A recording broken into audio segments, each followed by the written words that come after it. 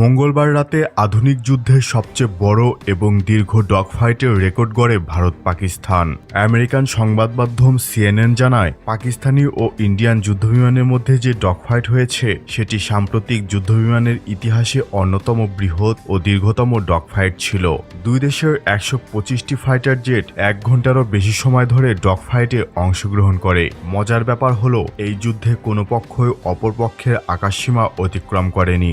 অভিনন্দন কাণ্ডের পর ইন্ডিয়ান এয়ারফোর্সকে আর পাকিস্তান প্রবেশের অনুমতি দেওয়া হয়নি। পাকিস্তানও ঝুঁকি নেয়নি। কখনো কখনো 160 কিলোমিটার দূর থেকেও টার্গেট লক করে মিসাইল ছোড়া হয়েছিল। এখানে বিয়ন্ড ভিজুয়াল রেঞ্জ বা বিভিআর মিসাইল প্রযুক্তি তার খেলা দেখিয়েছে। ভারতীয় বিমান বাহিনীর মিগ-29, সুখোই 30 MKI, মিরেজ 2000 এবং রাফালের মুখোমুখি হয় HQ-9 এর সঙ্গে সমন্বয় করা পাকিস্তানের Z-10 এবং JF-17 থান্ডার যুদ্ধবিমান। এই ডগ ফাইটে ভারতের 5টি যুদ্ধবিমান ধ্বংস করে পাকিস্তান বিমান বাহিনী। প্রায় 1 ঘন্টা চলে এই ডগ ফাইট, যা আধুনিক সময়ের সবচেয়ে বড় এবং দীর্ঘ ডগ ফাইট হিসেবে বিবেচনা করা হচ্ছে। আরও একটি মজার ব্যাপার হলো, পাকিস্তান তাদের F-16 গুলোকে ফ্রন্টলাইন আনেনি, কারণ আমেরিকার নিষেধাজ্ঞা পড়তে পারে এই ভয়ে। কিন্তু F-16 কে স্ট্যান্ড বাই রাখা হয়েছিল ইন্ডিয়ার যুদ্ধবিমান পাকিস্তানে প্রবেশ করলে ইন্টারসেপ্ট করার জন্য।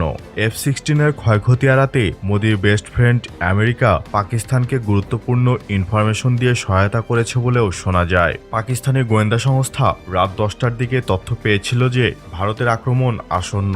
সেই অনুযায়ী পাকিস্তানি মিলিটারি তাদের ডিফেন্স সাজায়। পাকিস্তানের পররাষ্ট্রমন্ত্রী ইসাহাকদার এটা বলেছেন যে শুধুমাত্র যেসব ইন্ডিয়ান জেট মিসাইল লঞ্চ করেছে বা বোমা ফেলেছে সেগুলোই পাকিস্তান শুটডাউন করেছে।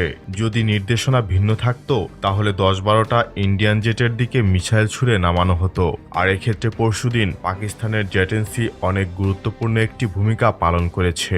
যে জেটেন্সি চীন আমাদের বিমান বাহিনীর জন্য 2018 সালে প্রস্তাব করেছিল সেটা আজও অবধি কেনা হয়নি।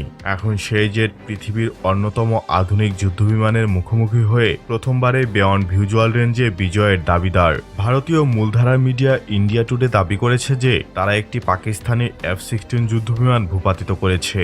পাকিস্তানি F-16 ভূপাতিত করার দাবি ভারতের প্রোপাগান্ডা গণমাধ্যমের, কারণ এর বাস্তবতা প্রশ্নবিদ্ধ। মার্কিন যুক্তরাষ্ট্রের সঙ্গে হওয়া ফরেন মিলিটারি সেলস চুক্তি অনুযায়ী পাকিস্তান এই F-16 বিমানগুলোকে ভারতের বিরুদ্ধে আক্রমণাত্মক অভিযানে ব্যবহার করতে পারবে না।